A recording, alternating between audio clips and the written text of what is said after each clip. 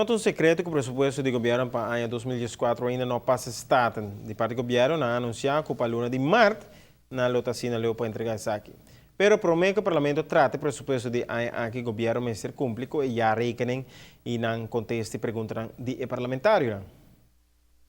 Essa aqui nos mester de je para por wak se lo que governo tabisa ku ela hasi si eta quadra que mensing essa aqui bono po controlar o pressuposto bom eta condição que nos mesetin sa que tratar promete que nos trata pressuposto de país Aruba e essa aqui nanta aspecto não que nos também trata den e siman New Zealand.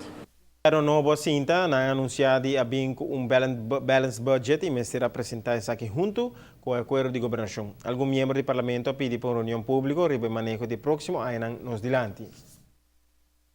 Manebo sa ating minister na nobo, ting maneho ng kabing acerca, tininang akamya, e parlamento não me se tende essa aqui via prensa. Parlamento tem que tende essa aqui dem parlamento para nos pobai mais em profundidade riba je, e esse na que minister não por responsabilizar na mesa na parlamento. E esse dia reunião com o acordo pedi, comite que reta de hopi importância para enquadrar nosso trabalho de controlar o governo e naturalmente percurar para manejo que o acordo riba, o acordo cumprir com ele. Mas que não se troba manejo de Estado nem de governo, pero a situação de não ter pressuposto aprovado se troba inversão.